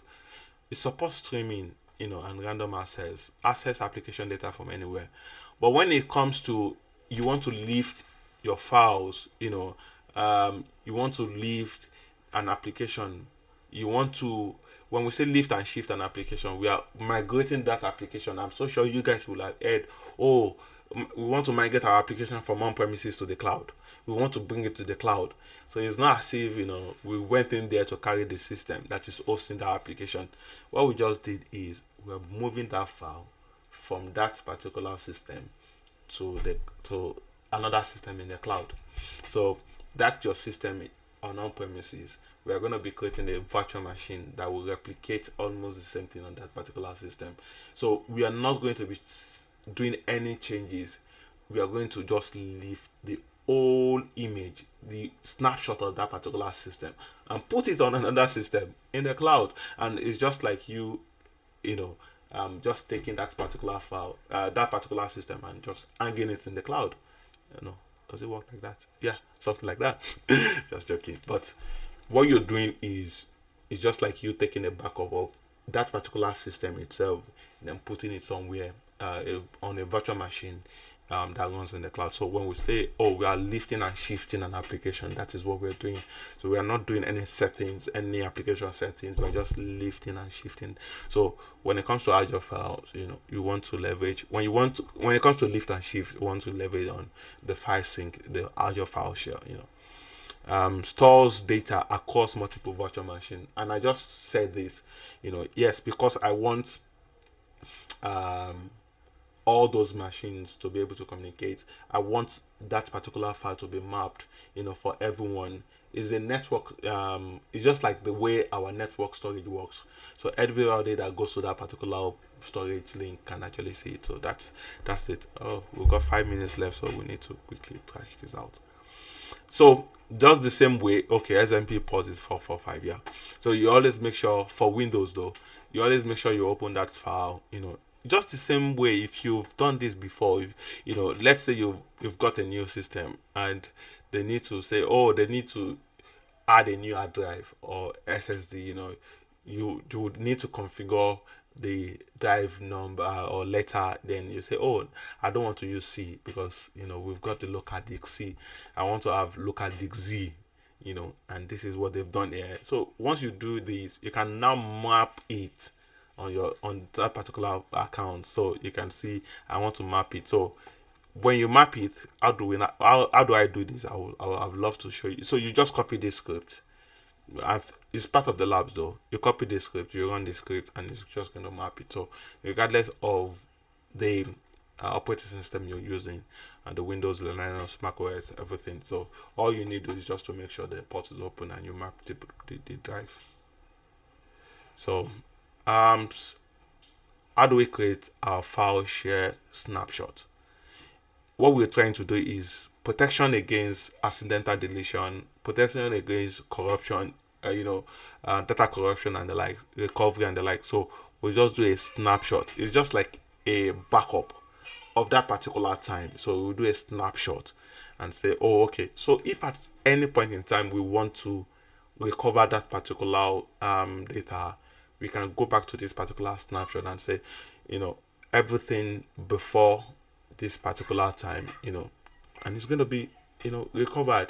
So we can create multiple snapshots, not just one. We can have this iteration, this backup, just the same way the backup works. So every time, so we know which one we want to iterate back to, which one we want to recover back to. How do we implement soft delete? It's not something we need to really talk about. I showed you how you can actually enable. All you need to do is just enable this button and set the number of days that you want that soft delete to be enabled. So the soft delete, like I said, if at the end of the day anyone goes in there to delete, so you can see the retention period is between 1 to 365 days. Yeah. So if anything goes in there and anyone goes in there and deletes your file, your Azure file, you can still restore this within 7 days, or based on these settings. Or if you want to move it to 365 days, yes, for sure.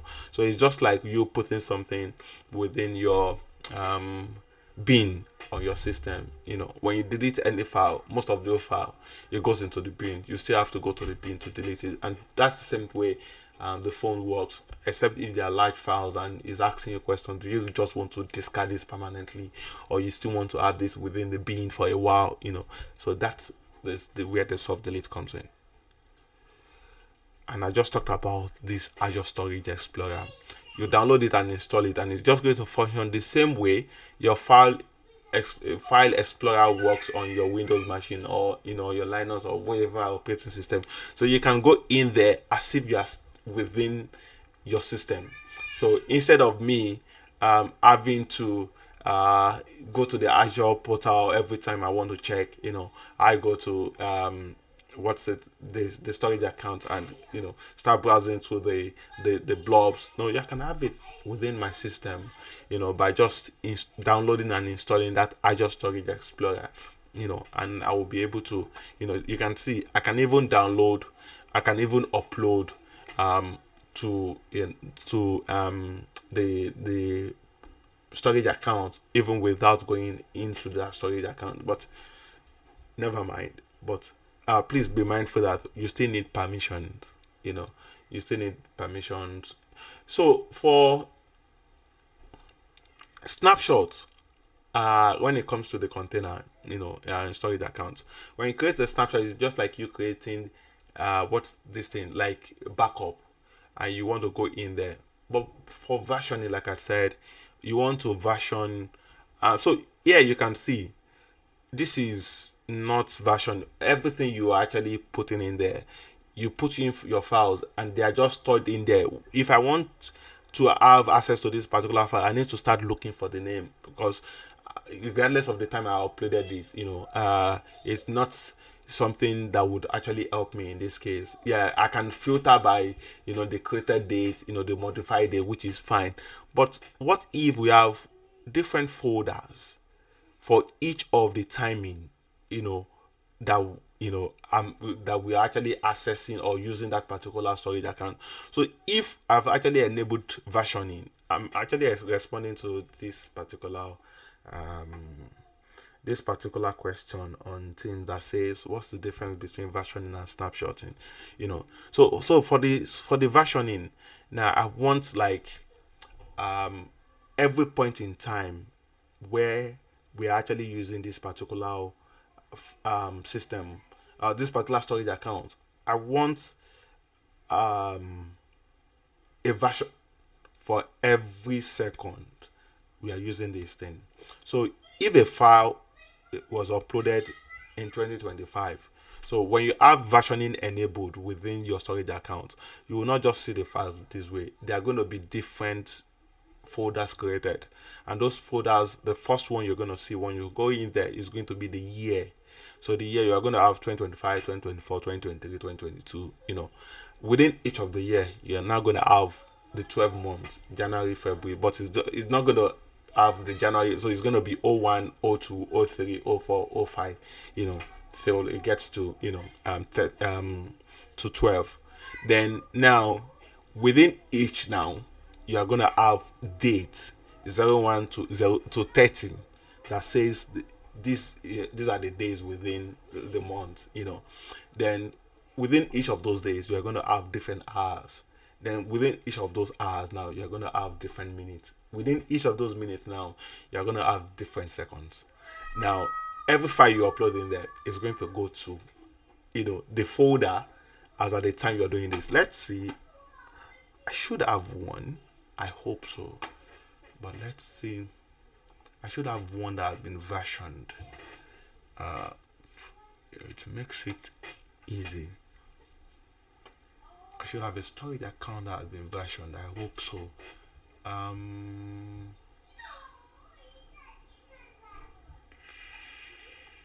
Let's see. I hope so.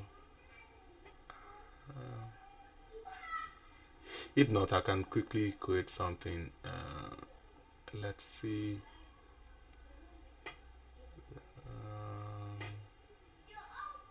Come on. No. So this one wasn't versioned. So just give me a minute.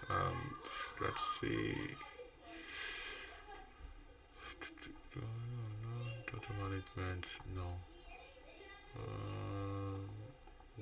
So no. So this is. I'm going to go back to let's see if I can still version it now.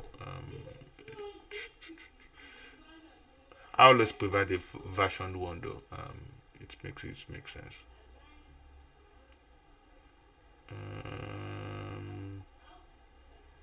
Public anonymous. I'm not sure I can actually set it to. I can actually version it again.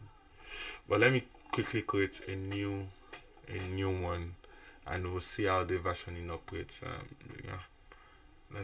Let's quickly create a new one. I'm just gonna be very fast here. Yep.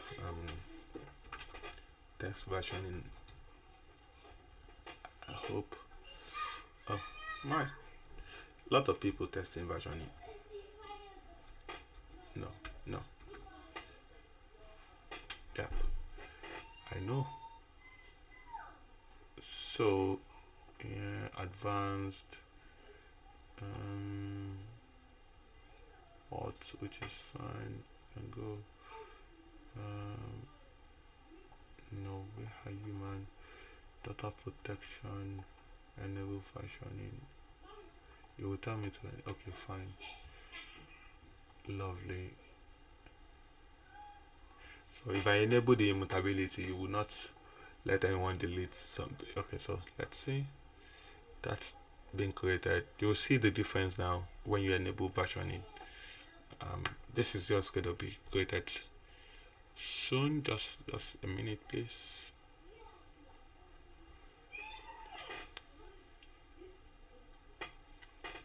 So, just make it make sense.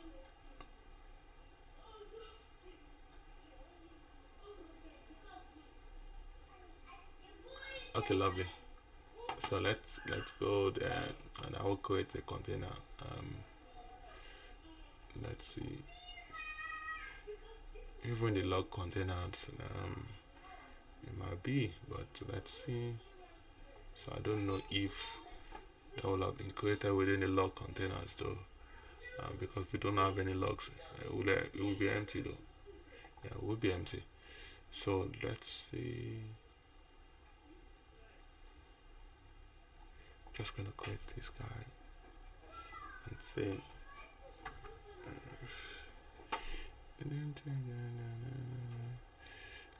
So I don't want version level immutability. That's fine. Yep.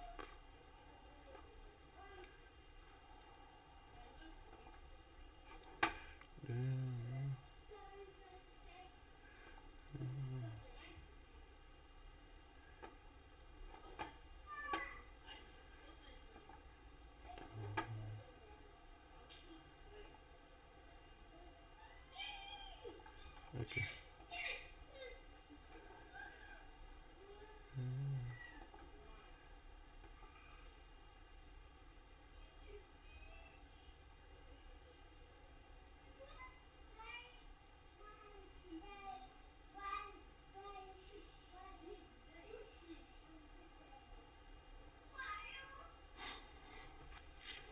So, snapshotting is more like you having a backup, trying to restore.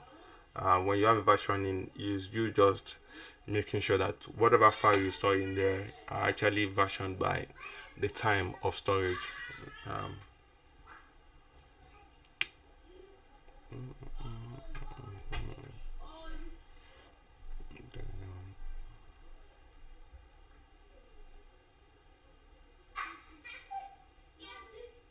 Not yet. No. This is not.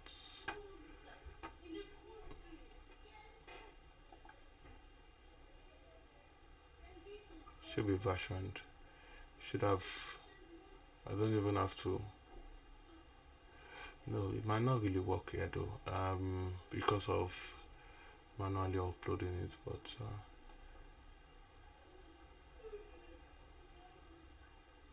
yeah, it might not really. But we would surely come back to this. But that's how it should have, like, containers created, no, like folders created for each of the stuff that I put in there. It should not just put it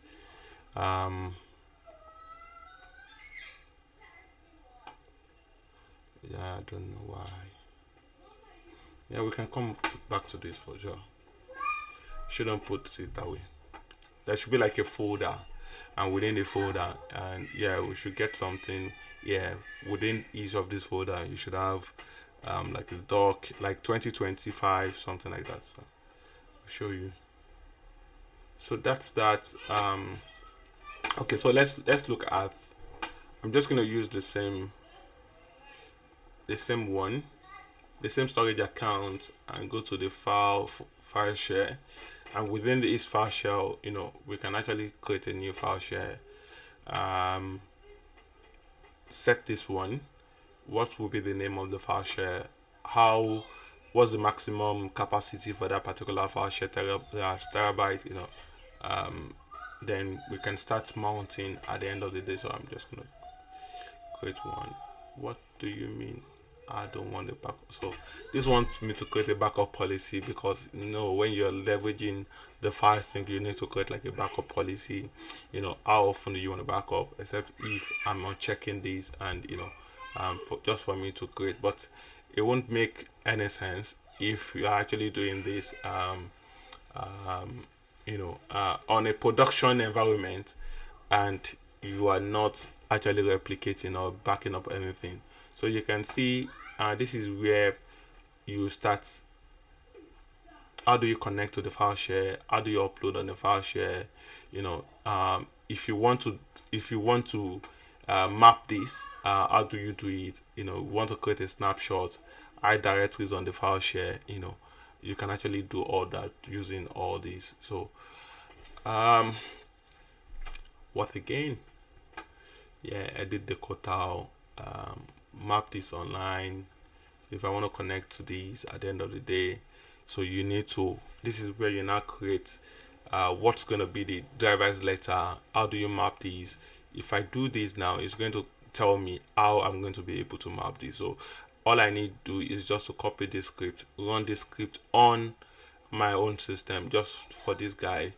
It's going to check if the port on my system is open, or on the virtual machine that you want to, and that's where you start creating the rules.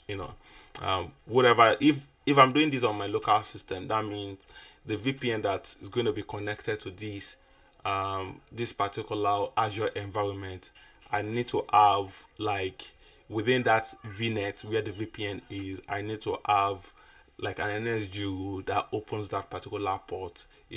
That port 445, I'm using Windows. Then I'll run this guy is going to check the port.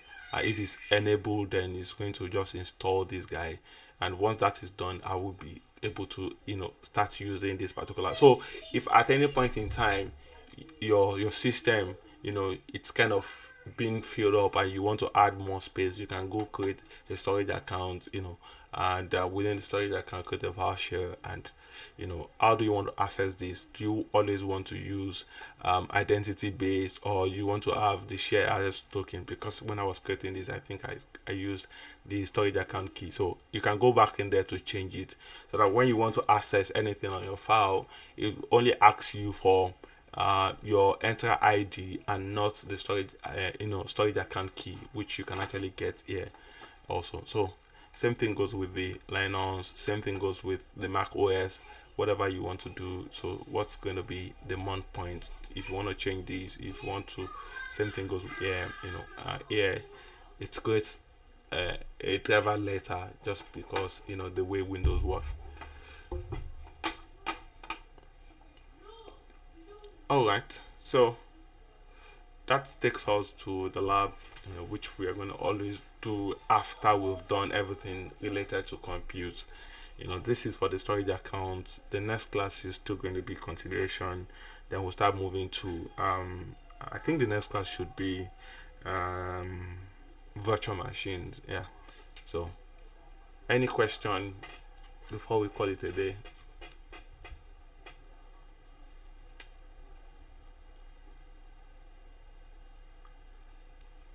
All right. If there are no other questions, so I'm just gonna call it a day. Bye, everyone.